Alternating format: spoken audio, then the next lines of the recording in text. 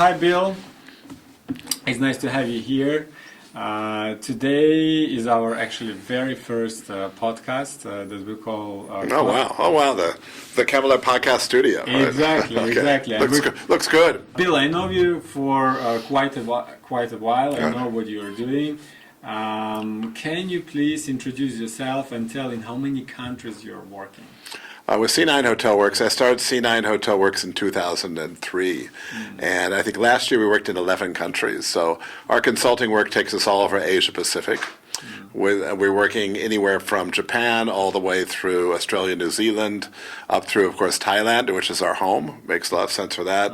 Indonesia, into the Indian Ocean, Mauritius, Seychelles, Maldives as well, Sri Lanka. So we cover a lot of territories. That's why they have airplanes. Right, that's right. So how many countries in total? We worked in virtually every country in Southeast Asia, all through North Asia as well, and certainly in the Indian Ocean as well. Yeah, but you still ended up living in Phuket. Why Phuket? I came to Phuket in 2000. I came from Hong Kong. And from Hong Kong, I was living in the city for quite a while, and I said, where do I want to live? What's my ideal paradise? I looked at Bali and Phuket. I evaluated both, but hey, I'm in Bali. I'm in Phuket. But how long was it? How long time was it? 2000. In 2000. 2000. Wow, Bali. 25 years ago. But Bali was more developed at the time than Phuket. No? Certainly. But Phuket was on the way up. And Phuket, the magic of Phuket's always been the access, door-to-door traveling time from places like Hong Kong, Singapore. It's got that Thai hospitality, but yet you have the international lifestyle. And Phuket's always been popular with people from Hong Kong as well. So for the last 25 years, Phuket has changed a lot, dramatically, I would guess. Is it right? You've seen it grow from a tourism destination. It was really, going back into before this time as well, when you look back to 1988, you saw the first Aman Hotel. The ultra-luxury chain Aman was 1988. Banyan Tree was born also in Phuket as well. So the modern pool villa, as we know it, hotels where you can have your own private pool, that came out of Phuket. So Phuket's gone through an evolutionary way, but it also came with residences as well. If we talk about branded residences, or people actually living in these kind of pool villas or these kind of tropical paradise homes, that was born out of Phuket. I see. As far as I remember, the very first pool villas as part of the hotel were designed here and launched here in Phuket. Certainly, whether that be the Almond Puri, certainly in late 1988 as well, and certainly with the Banyan Tree. And when you look at Banyan Tree, the reason why, when you talk to KPO from the Banyan Tree, you say, why did you do pool villas? He said, I didn't really have a lot of beachfront land. So it wasn't an inspired moment. It was from necessity. But sometimes great ideas are born from necessity, exactly. not bringing in the pool villa, and that's the object of desire for anybody who wants to stay in a luxury hotel in Southeast Asia in a resort market. Well, that's interesting. I think we will come back to that point again. Let's discuss recent times. I'm working on this market not as long as you, but during 2022 we had seen a really big jump in sales pace. The sales pace accelerated. I think it was a top speed. And at the moment we see a little stagnation or even downhill in certain segments. Since geopolitical reason is out of the way. Do you see the same, first of all? We go back, we've been doing research on this market for over 20 years. It's very much cyclical. When you go through cycles, again, you're going to crawl up, you're going to see certain things emerge. I think if we look at pre-COVID, we certainly saw, smaller, cheaper properties were prospering because there was mass tourism. As we came out of COVID, all of a sudden we saw different changes in demographics. This is the first time we saw Thai buyers really buying large multi-million-dollar villas in Phuket. Traditionally, they would be going to Hua Hin, they'd be going to Pattaya, they'd be going to Khao Lak, but also they started embracing and saying it's the lifestyle. And I think people's values changed. It was probably coming with COVID or without, but their values of how they well-being lifestyle. They view Phuket as less traffic, as less, I believe that one, but also, just that kind of experience as well, where there's a lifestyle, there's international schools, it's a place to raise your family, but you could do business. So 2023, 24 was really the highest part of the market in the past decade.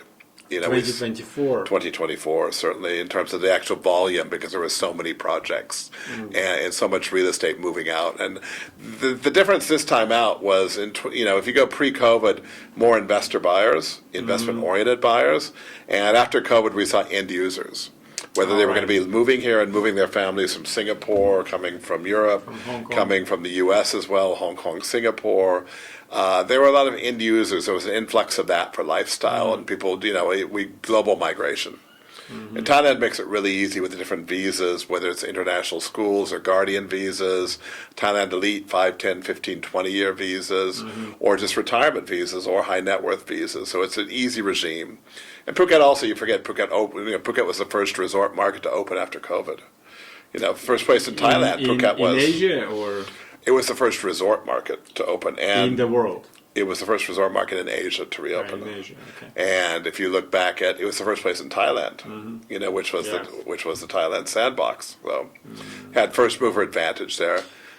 So this is why it recovered fairly quickly comparing to other destinations. Well, I think it was a match. It was a match where you start to get critical mass. You saw the international schools, you saw the hospitals, you saw hospitality tourism came back. But again, it's a cyclical business, and property is always going to be that way. So when we look at things, it's in the current market conditions, certainly nothing was going to go up forever. Nothing goes this way forever. Exactly. Otherwise, they're going to be somewhere up in outer space. But you have to understand that usually when we start, there's certain signs. There's always signs in the marketplace when there's overheating. And if I go back and I look at probably 2005, 2006 were big years in the market before the global financial crisis. Certainly in the mid-2010s, when you saw the mass tourism come, it's when we get these small investment-oriented flats where cheaper, smaller, buying for pure investment, not really doing research, not trying to do not rational investments many times, guaranteed returns. So I think that's always a sign when we've hit a tipping point. Right. What other signs you're looking at? I think you have to look at end users, the type of buyers. Once you hit the investment type, what are people motivated by? And again, it's always healthy to have a mix.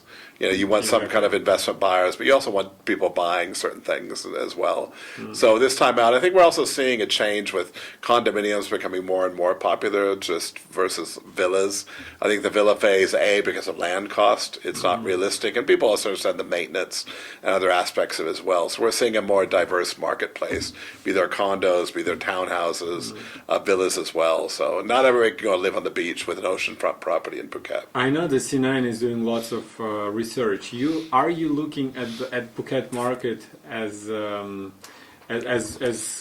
one thing, one body? Let's put it this way: one segment, or you're subdividing it into different segments? Oh like no, low end. We property. Depending on class. I mean, we generally look at resort grade real estate, which would be more international oriented. But we look at locations. We look at the difference between different real estate classes, whether they're condominiums and apartments, whether they're landed properties, meaning villas, townhouses, or whether they're land plots. So certainly these, and we also subdivide. Phuket moves, islands move, and we're seeing geographic pushes in the island, and where there's new land, areas develop quicker, other areas maybe become different things as well.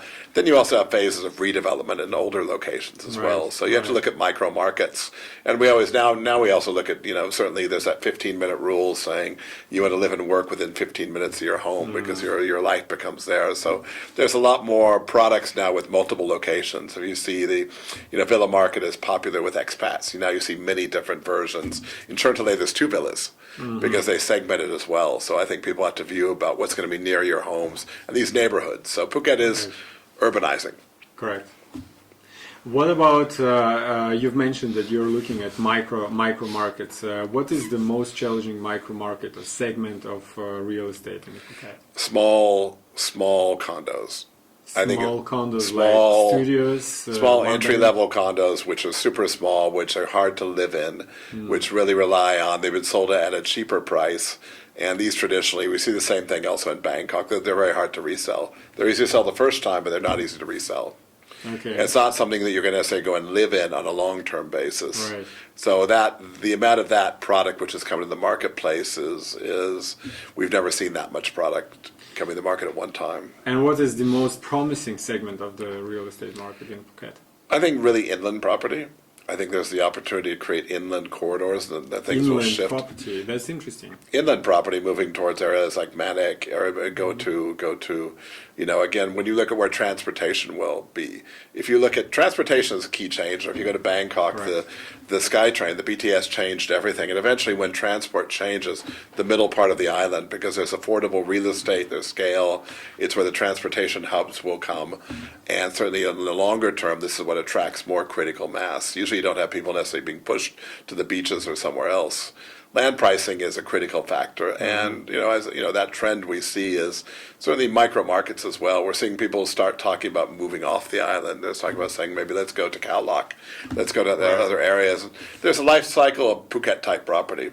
If you would have come here in 2000 and you maybe raised your children here, went to international school, your kids have moved out now, you're an empty nester, you're saying, where do we want to live? We want a quieter lifestyle or something else. So we see people saying maybe Phuket has become very expensive, there's more traffic. It's not the Phuket I remember.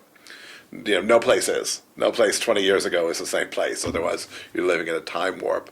But I think people's values change over that cycle. And you say, maybe we'll get rid of the bigger house now, we'll move to a smaller house, but we'll go play something quieter where we can walk to the beach or ride our bicycles. And that cycle is typical in resort property. This is nothing just Phuket. Mm-hmm. If you go to anywhere, I work in Niseko, and we can see that property hold where people raise their families, and as their families grow up and dissipate, they look for something else. Whether they're looking for a retirement home or they're looking for a second home to live in and live in multiple places as well. So I think that journey is not just Phuket specific. It's a trend which happens all over the world. You've mentioned land prices and that you're looking also at different locations. What are the top three locations in Phuket that are the most challenging? Challenging, certainly wherever you have the mass of things in terms of, if you look at Rawai and Chalong area, there's still prospects as well, but it's becoming very dense and very urbanized. Mm-hmm. I think that market is challenging. I think Bang Tao to a part, and you'll say Bang Tao, but Bang Tao is booming, but Bang Tao has 16,000 residential units coming into the marketplace and high land prices, so it's going to be a challenging time for the marketplace as well. So these would be maybe two of the locations I would underpin as well. I think, I think if we go across the island, perhaps certain places of the East Coast are still not as favorable, mm-hmm. but these goes in cycles as well. We're seeing now, other areas like Ao Yon on the East Coast, which is near Panwa, kind of have a renaissance with, the V Villas, one of the best performing hotels is over there as well. We're starting to see some luxury real estate shift mm-hmm. into that area. So you see these mini neighborhoods. So I don't know if you could say one area is on the way up. I think the challenge is if you're in a place where there's a lot of small businesses, to redevelop neighborhoods would be difficult. So you have to look at where there's more available land or more green spaces for redevelopment. So any area which is highly congested, to actually have a redevelopment plan or to improve the area over time is going to take quite challenging conditions. And what do you think, what are the areas in Phuket that have basically like perfect storm conditions to go up? Follow the infrastructure. You look at Mai Khao, you look at more, if you look at Muang Mai, the area there, where Blue Canyon is with Bumrungrad coming up, there'll be in future, there'll be there'll be a large traffic exchange. That's a critical point. When we look maybe 20 years from now, that will be like Central Forest was mm-hmm. moving to that area, going across. That has all the prospects of being an important area. If you look at the East Coast as well, you simply look at Alpo and you look at these areas, Khao Lak, mm-hmm. Land price. Mm-hmm. Land price is affordable. There's connections when you look at the main artery of the highway coming through Phuket. You also have the East Coast spur, which goes across there as well. So you'll be connected. Mm-hmm. And then longer term, we go into Natai area, but certainly we go into Khao Lak as well, into Phang Nga, saying facilities will surge in this area. Let's discuss Khao Lak. Because you're mentioning Khao Lak many times. Do you think that Khao Lak is the next booming area? It's its own area. It's an area which is not, you're not pioneering in Khao Lak. Khao Lak has over 8,000 hotel rooms. It has well over 100 larger hotel properties as well. So it's an area which is within shouting distance of Phuket. It's the same airport. Same airport, different location. And in some ways, to get to Khao Lak will be easier in peak season or high season than, say, it is going to Rawai or Katakaran or somewhere else. 4-lane highway. So, again, infrastructure. Follow the infrastructure. Right. Once you get a critical mass, you're not moving to nowhere. You know, again, you've got foreigners have been there for a long time. There's infrastructure coming in. The Matalay project, which is going to be 5 international hotels in that area, is coming up. You've got 2 Marriotts now. You've got a JW Marriott plus a Core Marriott as well. So you have more branded properties as well. I think for lifestyle as well, eventually when you see what's critical are international schools and healthcare. Yeah, but there are no international schools in But it Khao will Lak. be. It's just a matter of time. Okay. It's just a matter of time in these areas. That has to follow because, you know, healthcare is always critical, whether you're a older resident and you want to be near a hospital or if you have children as well. Right. Do you foresee that once the new airport construction will begin, Khao Lak will pump and areas like Rawai and Chalong will have more and more challenges just because of traffic and many other reasons? I go back to 6 cycles, though. I go back to saying what cycles are. And areas can tend to reinvent themselves. If I go to Bali and I look through the cycles as well, you know, tastes change, things change. But again, there's so much congested small real estate in those areas to redevelop. I think the government, the best thing they could do is rezone so they allow broader development, higher buildings in certain areas, because that would spur people to say, let's knock down small buildings which are inefficient and create redevelopment of urban areas. I think that comes down to zoning and things eventually, but it's going to be challenged down south simply because, again, but there are people who live in the south who don't want to come north. There's a lot of people who don't want to come past the Geelong Circle. There's something, Phuket has something for everybody. And you always say, does Phuket have retirement housing? You know, Rawai for many is a de facto retirement community. People like living down there. They're with older people. It's a different area. So I think not so much what area is going to be not necessarily moving ahead quickly, but it's people are going to choose their preference. Don't you think that these retirement communities is the next a really good? Is the next segment that developers can? I disagree. I think that the challenge of retirement community is that you have a multinational platform. In North America, it's very easy. You're dealing with single nationalities. Correct. They have common areas. It's the programming. Can you imagine when people get older and retire, they want to be near their grandchildren. Right. So unless you have multi-generational living, it's not that easy to fly back and forth to whether it be to Moscow, whether it be to London, whether it be to Frankfurt, where you're not going to be doing that journey a lot. I think for part-time residents, and also how do you socialize it? Because if I go to traditional retirement communities in say the UK or America, they have clubs. You know, it's the social programs. People have common interests, but when you try to move nationalities around and be in the same complex, I think it's challenging, and also a resale market. You know, when you have a climate of in the real estate sector where you have retirement housing which has resale market, you know, a demonstrated resale market. It also has, you know, there's a lot of things in terms of reverse mortgages. There's a lot of other elements within it to do that. So I think Thailand's a good place to retire, but it might be transitional until you move to the final retirement house. I see. You know, perhaps. So I think perhaps the easier thing for developers, we often say that, is why don't you look at a recurring cash flow model? Why don't you build retirement housing and then for rent? We've seen Homa. Homa's a good case, right? Homa is doing co-living and co-living. Rather than selling condominiums and let's socialize and make it a cool place to live, they said we're going to keep the units and we're going to socialize it and have cash flow into the entire project. And I think that's a more rational approach to it. So it's a different business model. Well, what do you think is number one opportunity for developers at the moment in Phuket? Because we have many requests from developers, like say in Bali, they want to open new market and they choosing Phuket. Sometimes some of the fundamental mistakes I can see is sometimes people have to look at your horizon. Is your horizon Is your horizon 5 years, 10 years? What kind of investor are you? Are you a distressed investor? Are you looking for long-term gains? Are you looking for value add like a redo?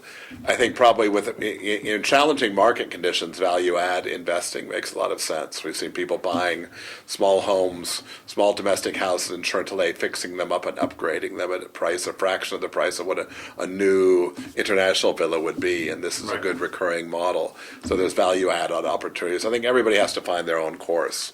Too often people want to buy just cheap land and say, it'll come to us, but we saw many people get caught out at Natai, certainly over the past 15 years with the zoning issues, because they were too far away from where the market was. It takes time for the market to grow. And the market doesn't always grow in a straight line. The market doesn't just expand this way. Sometimes it jumps around. So I think it all depends, again, what type of investor you are. Well, most of the time we have a villa developers. They're building like little villas in Bali, and they just need cash flow models. Like they need money here and now. They want to sell as quickly as possible with like low margin, but moving quickly. I think the other side of that, though, is most of the small villas in Bali, they work on short-term rentals, and now all of a sudden there's a lot of villas now which were done on 25, 30-year leases. Bali is a bit different depending on the notary where you're signing the contracts are, depending on the term. In Thailand, it's quite clear there's an initial 30-year term. In Bali, it's not. So from location to location, what happens when the property gets 5, 6 years left in the term? Are you going to be able to resell it? Are you going to be able to renew the lease? You don't know. So there we see a lot of that real estate now stuck. And the future of that is very much questionable. Do you just sit it and rent it at lower prices and diminish it and then surrender it? Or what happens to that type of property? I think that model is going away. But they don't have what we have in Thailand. They don't have... again, foreigners can't own condominiums unless you're a resident. So at least here, if you want surety, you're able to own a freehold condominium. Correct. Which is a good thing. But these properties in Bali, which are on low margins, again, but most people look at the money and say, well, this is okay. I'm just going to spend it because I want to live here and I'm going to work out the lease. Correct. But even owning villa here, not only condominium, even owning villa, it's a bit more clear structure than in... Correct. In Bali. What do you think? Is it good time now to buy a property here in Phuket? Best time to buy real estate in Phuket was 20 years ago or today. It's like today. Oh, wow. Because today the market's moving. The market's moving again. There's opportunities.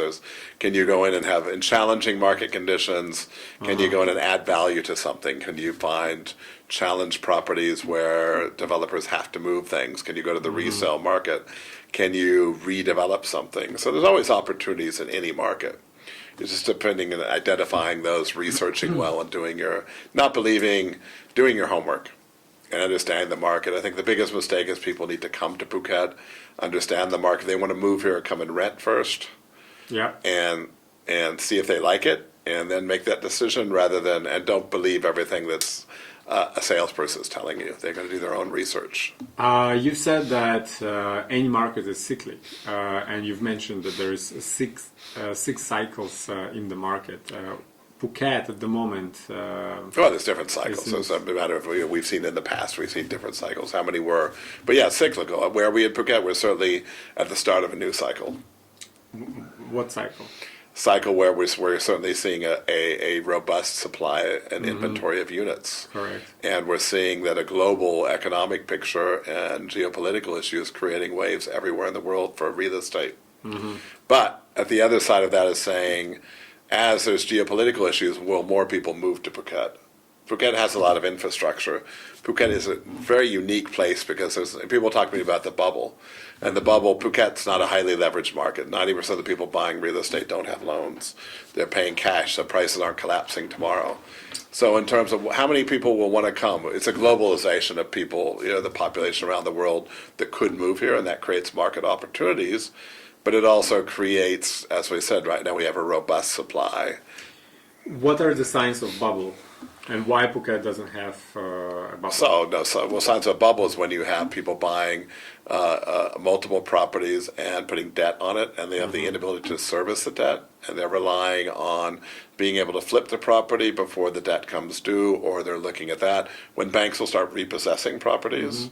And I've been in Asia since 1985. Even during the Tom Yum crisis of 1997, we didn't see a lot of non-performing loans or non-performing assets where the bank would actually repossess property. Banks tend to work out things and take a longer-term view with this packaging. So I think when you don't have that, that will put prices backwards. If a bank is worth if a property is worth $100,000 and a bank repossesses and they have to sell it at 50, your market value dropped by 50%. That's not happening in Phuket because nobody's repossessing property and flipping it at that price. Correct, but at the same time, we know that in Phuket now lots of developers from Bangkok and lots of Thai clientele that are buying and they're taking loans. What typically will happen is a lot of them, this is like a casino property sometimes. In every world, in China, whether the U.S. as well, when that happened during subprime when people are saying, "Well, buy multiple properties," but even if they take a loan, they won't. When it comes due, the property goes for completion. They won't complete the transfer, so they'll forfeit the unit. It'll go back to the developer. So we have developer inventory, and then it's up to the developer to sell these properties, and they can't sell it for nothing. Because they have to, again, they have a certain cost of doing business. So it sounds like Phuket is really secure market. It's across the market it's spread because it's a liquid market, and I think that's key. Always, what's the liquidity ratio of that? You don't have a lot of developers with deep levels of debt on their projects. You've had people like Botanica where they're coming in doing joint ventures with local landowners. They're not necessarily spending everything on land banking and acquiring and having high levels of debt. So the debt generally in the marketplace for property is really at a reasonable level. Interesting. I think looking at Phuket, we always wonder what the future is going to be and what's going to happen in the future. I think certainly for this year, it's going to be challenging. We all know it's going to be challenging. In terms of what? I think in terms of right now, I think we're returning to a seasonal pattern, simply because the global, when we look across many markets are stressed, and everybody's wondering where the next new big market's going to come from. And we'll work through that. Thailand's usually able to find a place for that because one kind of reassuring thing is people like Thailand. There's a high likability factor, whether they're Chinese, whether they're Eastern Europeans, whether they're Asians. They have a likability of the location. They understand it.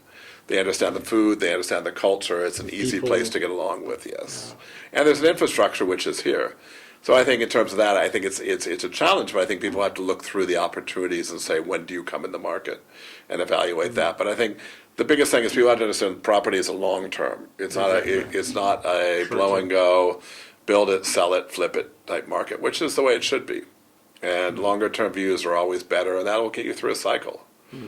Well, usually investors that are buying low-end segment, they are more short-term thinkers. Those who are buying premium, high-end or luxury segment, they are more like long-term, and they're winning because we see that in high-end and luxury segment, sales space is not slowing down comparing to low-end. I think we're seeing the secondary market too grow quickly. We're seeing the pricing parity, depending on what people, when we look at resale markets on platforms like Fazwaz.com, which is the biggest property platform in Thailand, we can see the growth of resales. And while we wonder what the traction in the marketplace, the deal value is going lower. Exactly. But the pricing, again, there's deals out there because, again, some people want to sell because they've held the property for a long time. Their family situation has changed. They want to move.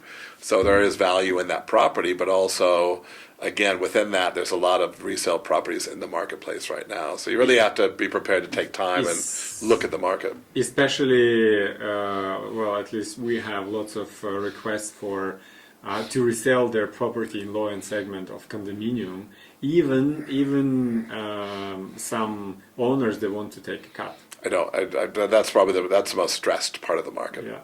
unless you can go in and buy en bloc or you do other things. You have to take a view of how do you add value to that type of property. If you are a buyer and you have only $100,000 US dollar budget, what would you buy, and what would be your list of requirements that you will follow? And Well, I think the nature is, why am I buying?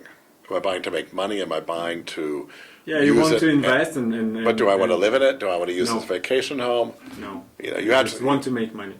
I mean, then you have to look at value. You have to be, if you're going into a project, you have to be the first buyer. You have to buy low, sell high. The only way to do that is to be one of the first buyers in a project, or you try to find somebody, a property when it comes up, where they're trying to move it immediately, whether it's death, whether it's divorce, whether it's financial problems, somebody has to sell right now, be ready with the cash to snap up a deal when it's available. Mm-hmm. And you have to do your research and look around, and you have to say what broader terms. Again, I'm going to buy, when I see people buying small domestic things and saying, maybe if I buy 3 or 4 houses later, I rent them out for now, and later I'm going to sell as land. There'll be knockdowns. Is it possible to buy low, sell high in Bangtao? It's always possible to buy low and sell high. It's just a matter of being opportunity, and a lot of it's luck. Right place, right time. Yeah, exactly. Yeah. Well, thank you, Bill. I think we've covered a lot today, and I hope that we are going to talk about real estate market in Phuket bi-weekly or monthly. Okay, great studio, though. Right? Yeah, exactly. You are our favorite guest. Please There you go. come and we will chat a lot. Okay. Thank you very much. Thank you.